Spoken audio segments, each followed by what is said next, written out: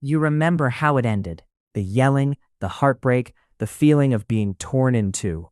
Yet late at night, when the world is quiet, your phone buzzes and it's their name. Your heart skips. You thought you were done. You told yourself you were moving on. But here you are, staring at that text, body tense, mind racing. Something inside you softens. Maybe I miss them, you think. And suddenly, it feels like this breakup never happened. Even though you know perfectly well why it did. You shake your head. What's going on inside you? Picture this. It's midnight. You're alone in bed, scrolling aimlessly through your phone. You try to focus on the movie you've put on as a distraction, but you keep glancing back at their picture on your lock screen. Every memory pops up. The good dates, the laughter, the way they used to make you feel. You tell yourself, no, don't do this. I'm fine. You lock the phone and close your eyes, but sleep won't come. Tomorrow you'll tell yourself again that it's over for good, but deep down, there's that nagging feeling that something's missing. Maybe later that week, you're out with friends. Everyone's laughing, but you're quiet. When your phone lights up in your pocket, your breath catches. It's a text from your ex. You don't open it immediately. Instead, you excuse yourself to the bathroom and stare into the mirror. You remember every argument, every broken promise. You remind yourself they hurt you. Still, your thumb hovers over the screen. Here's the thing about your brain. It doesn't instantly know your relationship is over. Those months, maybe years you spent together built a deep habit, a routine of sending each other a good morning text, holding hands at night, even arguing about silly things. Your brain turned those routines into chemicals and memories, a kind of comfort zone. When you break up, logically you know it's the right thing, but your brain's chemistry disagrees. Think of dopamine as your brain's attention grabber. That's the rush you felt when they smiled at you, made you coffee in the morning, or texted you thinking of you. Dopamine is on your side telling you, hey, don't forget about this. This matters. Even after the breakup, your brain still lights up when you hear their name or see their photo. It's like an addiction. You had so many good times that your brain craves more of that feeling, even if the relationship had problems. Then there's oxytocin, the warm, fuzzy bonding chemical. Oxytocin taught you to feel safe and close with this person. When you touch, hug, or cuddle, oxytocin releases and tells you this person is family. But when they leave, the oxytocin doesn't just evaporate. It lingers in the background, making your heart whisper that connection is still there, still real. So in one corner of your mind, dopamine is screaming, pay attention to your ex. And oxytocin is saying, I still feel them next to me. This chemical cocktail can make your mind do crazy things. It can make you remember only the fireworks and forget the fights.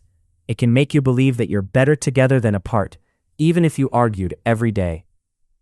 But wait, it gets trickier. Think about all the time, energy, and emotions you invested in this person. You planned vacations, met friends and family, maybe even lived together or had pets together. That's a lot to feel like you've lost. Psychologists call this the investment model. Imagine spending years fixing up an old car. You've put in all this work, and then it suddenly breaks down. Would you throw it away without one more try? Probably not. You'd give it one more fix, hoping it will run again. It's the same with relationships. You've invested so much that walking away feels like waste. It seems easier to go back and try again than to accept all that time was for nothing. Another layer is familiarity. The truth is, new is scary. Starting fresh with someone else means risking rejection and uncertainty. With your ex, despite everything, there's comfort in the familiar. It's like binge watching your favorite old show. Even though you know all the lines, it feels safe. When you think of dating someone new, your stomach flips. But calling your ex feels easy, like slipping into an old sweater. It's not because they were perfect, it's because the unknown future with anyone else feels even scarier. Now, let's get real emotional. Sometimes you might think, I'm the one who hurt them.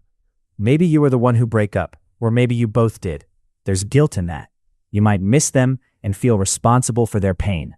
That guilt can be powerful. You remember their tears, their words, maybe them calling you at 2 a.m. pouring out heartbreak. You care about that person. Even if it wasn't right for you two to stay together, you still care if they're hurting. That leftover guilt can whisper in your ear. Maybe I should make it right. Maybe one more chance to prove I wasn't a monster. And if things were even a bit toxic or volatile, something called a trauma bond can form. Think of it like this. If you ever experienced extreme highs, passionate make-up sex, promises of forever, and awful lows, yelling, threats, tears, your brain basically got addicted to a cycle of reward and pain. It's a bit like the thrills of a roller coaster, exhausting and scary, but each time it goes down, your brain longs to climb back up, craving that next adrenaline rush. Trauma bonds are real. They can leave you wondering, why do I miss someone who hurt me so much? That's not insanity. That's your brain wired for survival. It's an emotional survival trick that backfires. Your brain thinks, if I can just fix this, maybe the pain will stop. Even if logic screams they were bad for you, a part of you holds on because you've learned to believe that only they can make you feel alive again. This is a lot to take in, I know. But here's the deep insight. None of this means you're weak or naive. It means you're human. Everyone who goes back to an ex, or even just thinks about it, is tugged by these hidden forces. Consider Emma. She and her boyfriend had a messy breakup. Cheating, fights, and broken promises. A month after, Emma starts staying up late looking at old texts and pictures. Rationally, she reminds herself daily, he cheated on me. But then she's alone at a bar for a friend's birthday, feeling a wave of loneliness, and she sends him a text saying she misses him. Why? It wasn't because she suddenly forgot. It was because that evening she felt empty and scared, and she remembers him being there for her on hard nights. Or think of Alex. Alex and his girlfriend had great first year, constant laughs and support. After breaking up, Alex moves to a new city where he knows no one. Months later, he's surrounded by strangers in his apartment on a quiet Saturday, and he calls her, crying. It's not that he believes moving back together solves everything. He just needed someone familiar, someone who reminded him of home. Both Emma and Alex had different stories, but the why is the same. You might have convinced yourself your love is special, or that you're just giving it one last chance. It feels noble, like you're being romantic or loyal. But often, going back isn't about them at all. It's about you feeling safe, complete, or in control again. Here's a subtle twist. Sometimes the relationship ends not because you don't care, but because you cared in the wrong ways. If you felt too anxious in love, always needing reassurance, fearing abandonment, a breakup shakes your world. Or if you felt avoidant, never letting anyone get too close, breaking up can be your own survival instinct. Either way, the breakup itself shakes up how you see yourself. You might feel less of you without that person. Going back can feel like trying to put yourself back together. Pause and think about this. Are you trying to reunite with your ex to actually solve a problem, or to escape a feeling?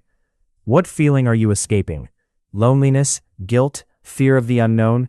Your brain will always prefer avoiding pain to finding new happiness, and that's a fact. Understanding that can be the first step to breaking the cycle. It's tough, but sometimes letting the breakup really stick means facing grief, missing them, and feeling that loneliness fully. It's like ripping off a Band-Aid. Painful in the moment, but eventually you heal. And only then can you start building something new, either within yourself or maybe with someone else who deserves you. So, as hard as it might be to hear, going back to an ex usually isn't a magical fix. It's often your brain's way of coping, trying to recreate old safety or relive highs, rather than facing a healing process that your heart needs. You don't have to beat yourself up for feeling this way. In fact, feeling this way is more normal than people let on. In the end, remember, you're not broken. You're not less than others because your heart still hoped for one more shot. It just got caught in a web of biology and emotion that doesn't turn off overnight. Next time you feel the urge to dial their number, take a breath. Ask yourself, am I reaching out because I miss who I was with them, or just because I'm afraid of what being without them feels like? Because once you see why your heart still hesitates, you gain a choice. You're allowed to miss them. You're allowed to feel torn. But you also deserve honesty with yourself. You deserve to heal on your terms, not on your brains. And when you're ready, you'll find strength in making a choice that truly belongs to you, whatever that choice may be. It's okay to need time. It's okay to feel like you want them. But know this, Understanding these hidden pulls is the first step to taking back control of your heart. If this video helped you, please like, share, and subscribe for more psychology videos that help you understand yourself better.